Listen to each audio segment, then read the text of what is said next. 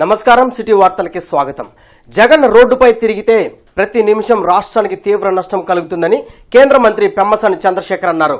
చంద్రయ్య అనే వ్యక్తిని వైసీపీ నాయకులు రాజకీయ హత్య చేసినప్పుడు జగన్ ఎక్కడ ఉన్నారని ప్రశ్నించారు.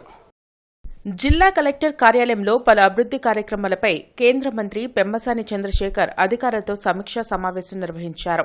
నగరంలో రైల్వే బ్రిడ్జిల నిర్మాణం కోసం ఇప్పటికే డీపీఆర్లను సిద్దం చేసినట్లు చెప్పారు. జీజీహెచ్లో సేవలను మెరుగుపరిచేలా చర్యలు తీసుకున్నట్లు చెప్పారు. వ్యవసాయం తదితర అంశాలపై అధికారులతో సమీక్ష నిర్వహించినట్లు తెలిపారు. ఇద్దరి స్నేహితుల మధ్య జరిగిన హత్యను జగన్ రాజకీయం చేస్తున్నారన్నారు. హత్య రాజకీయాలు చేసే జగన్ కు రాష్ట్రం గురించి మాట్లాడే అధికారం లేదన్నారు. 5 సంవత్సరాల పాటు రాష్ట్రాన్ని అధోగతి పాలు చేసిన జగన్ ఢిల్లీ వెళ్తారని చెప్పడం సిగ్గుచేటన్నారు. ఢిల్లీలో జగన్ పేరు వింటేనే అక్కడ వారు అవమానంగా భావిస్తున్నారన్నారు. హాస్పిటల్ కానీ రైల్వే ఓవర్ బ్రిడ్జెస్ కానీ కొన్ని ఇష్యూస్ అన్ని రివ్యూ చేసాం. ఇది ఫాలోఅప్ మీటింగ్. ఈ ఫాలోఅప్ మీటింగ్లో ఎక్కడెక్కడ వరకు ఇష్యూస్ రిజాల్వ్ అయినాయి, ఏవి రిజాల్వ్ అవ్వలేదు, ఎందుకు రిజాల్వ్ అవ్వలేదు, జనరల్గా అకౌంటబిలిటీ క్రియేట్ చేసే విధంగా అందరూ కలిసి రివ్యూ చేశాం. ఇప్పుడు మీరు సపోజ్ ఈ గుంటూరు చుట్టుపక్కల ఉన్నాయనుకోండి, దాదాపు 10-12 ఓవర్ బ్రిడ్జెస్ ఉన్నాయి, 2000 కోట్ల రూపాయలు. ఇవన్నీ మీకు ఓవరాల్ బడ్జెట్లో రాకపోవచ్చు, బట్ ఈ 12 ప్రాజెక్టులు చేసుకోగలిగితే there will be lot of development. Chandraiah గారిని మాచర్లలో అతి కిరాతకంగా, అది రాజకీయ హత్య అంటే, ఇది ఎవరో ఇద్దరు స్నేహితుల మధ్య జరిగినటువంటి గొడవని దీన్ని రాజకీయం చేయాలని చూస్తూ ఉన్నారు. ఇది రాజకీయ హత్య ఎలా అవుతుంది? అది రాజకీయ హత్య. ఆ రోజు నువ్వేం చేసావు? బయటకు వచ్చావా? వెళ్ళావా? మాచర్లా? ఢిల్లీలో ఎక్కడికి పోయినా ఆంధ్ర రాష్ట్రం గురించి మాట్లాడాలంటే అవమానకరంగా ఉంది. జగన్మోహన్ రెడ్డి గారి గురించి ఎవరిని అడిగినా మీరు ఢిల్లీ కాదు, నేను నిన్న నార్త్ ఈస్టర్న్ అక్కడికి కూడా ఆయన ఖ్యాతి అక్కడికి కూడా వెళ్ళింది. ఇంక ఈయన గురించి చెప్తారు. మున్సిపల్ కార్పొరేషన్ అధికారుల తీరుకు వ్యతిరేకంగా మేయర్ కావటి మనోహర్ నాయుడు నల్ల చొక్కా ధరించి నిరసన వ్యక్తం చేశారు. మున్సిపల్ కార్పొరేషన్ కార్యాలయంలో మేయర్ కావటి మనోహర్ నాయుడు మీడియాతో మాట్లాడుతూ, కార్పొరేషన్ కౌన్సిల్ సమావేశం నిర్వహిస్తూ ప్రకటన చేస్తే అధికారులు ఏర్పాట్లు చేయలేకపోవడం దురదృష్టకరమన్నారు. నగరంలో అభివృద్ది పనులు చేపట్టాలంటే కౌన్సిల్ సమావేశం జరగాల్సిన అవసరం ఉందన్నారు. కొత్తగా ఎన్నికైన ప్రజాప్రతినిధులు అభివృద్ది పనుల విషయంలో అపోహ పడాల్సిన అవసరం లేదన్నారు. ఉద్దేశపూర్వకంగా అధికారులు కూడబలుక్కొని సహకరించకుండా కౌన్సిల్ సమావేశాన్ని తత్సారం చేస్తున్నారని ఆరోపించారు. అధికారుల తీరును ప్రభుత్వం దృష్టికి తీసుకెళ్తామన్నారు. మున్సిపల్ యాక్ట్ ప్రకారం ఒక మేయరు కౌన్సిల్ సమావేశం నిర్వహించడానికి ఒక తేదీని నిర్ణయించి ఆ తేదీని అధికారులకి, దానితో పాటు పత్రికలకి విడుదల చేసినటువంటి హక్కు ఉండేటువంటి పరిస్థితి. కానీ ఈ రోజు వరకు కూడా కనీసం అధికారులు ఈ యొక్క కౌన్సిల్ సమావేశం నిర్వహించడానికి కావలసినటువంటి సమాచారం సభ్యులకి కానీ, అదేవిధంగా కొత్తగా ఎన్నికైనటువంటి శాసనసభ్యులకి, పార్లమెంటు సభ్యులకు కానీ, అదేవిధంగా కోఆప్షన్ సభ్యులకి ఎవ్వరికి కూడా సమాచారం అందించలేకపోవటం చాలా దురదృష్టకరమైనటువంటి సంఘటనగా.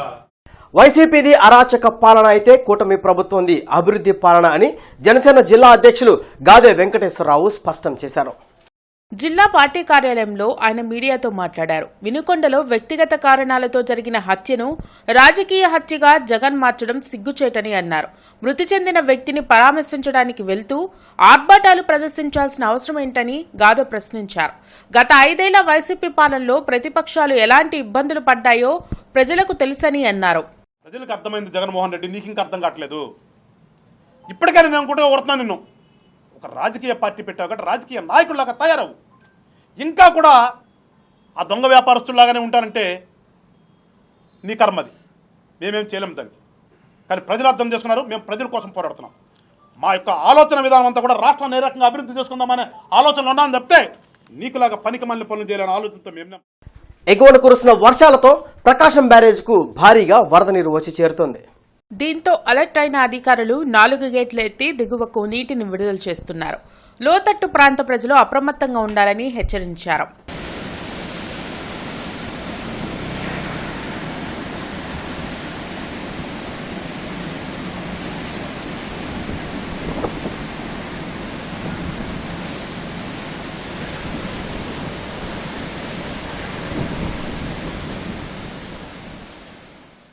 గురు పూర్ణిమ మహోత్సవ కార్యక్రమం హిందూ కళాశాలలో ఘనంగా జరిగింది. హిందూ కళాశాల తెలుగు విభాగం ఆధ్వర్యంలో జరిగిన కార్యక్రమంలో మాజీ మంత్రి డొక్కా మాణిక్యవర ప్రసాద్, మల్లాది కైలాస్నాథ్ పాల్గొన్నారు.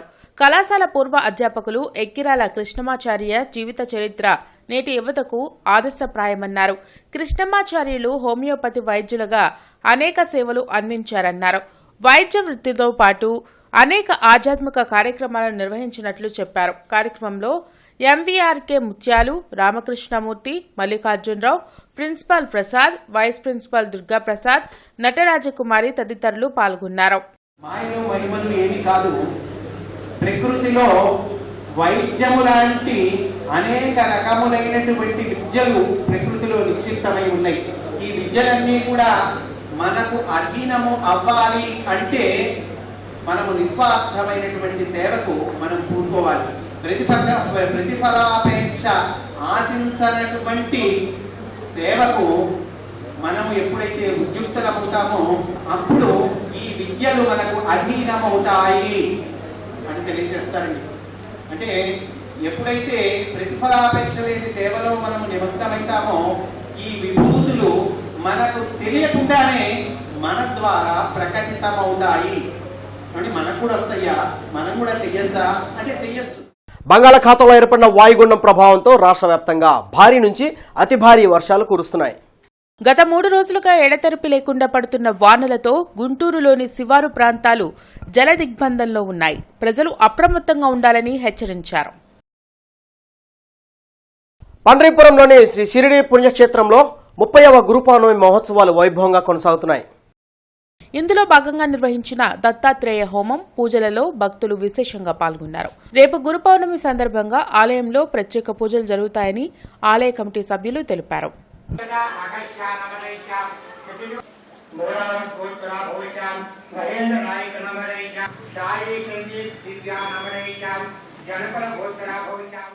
ఈ గురు పూర్ణిమ ఈ సంవత్సరము 21వ తారీఖు జూలై 21 అనగా రేపు మేము జరుపుకోబోతున్నాము. ఇది 30వ సంవత్సరము గురు పూర్ణిమ అండి. శ్రీ షిరిడి పుణ్యక్షేత్రము పండ్రీపురం శ్రీ ఇమాన్ కీర్తిశేషులు బళ్ళా వెంకటేశ్వర గారిచే స్థాపించబడి 30 సంవత్సరాల క్రితం స్థాపించబడిన ఈ మందిరములో ఈసారి 30వ గురు పూర్ణిమ మహోత్సవములు ఘనంగా జరుపుకోవచ్చున్నాము. రేపు అందరూ కూడా భక్తులందరూ కూడా వచ్చి బాబా ఆశీస్సులు తీసుకోవాల్సిందిగా. తదుపరి సోమవారం మహా అన్న సంతర్పణ ఉంటుంది. ఆ కార్యక్రమాన్ని కూడా వచ్చి బాబా ప్రసాదాన్ని స్వీకరించి బాబా కృపకు పాత్రులగుదురుగాక. బ్రహ్మసే విష్ణు సినిమా గుంటూరులోని నాజ్ అప్సరా థియేటర్లో ప్రదర్శించారు. ప్రజాపిత బ్రహ్మకుమారిల ఆధ్వర్యంలో తెరకెక్కించిన ఈ సినిమాను 2 రోజుల పాటు ప్రదర్శించనున్నారు. పరమాత్ముడి విశిష్టతను తెలిపే ఈ సినిమా ప్రతి ఒక్కరు వీక్షించాలని బ్రహ్మకుమారి సుజాత తెలిపారు. కార్యక్రమంలో Uma, Pallavi, urban bank retired CEO Chandrasekhar తదితరులు పాల్గొన్నారు.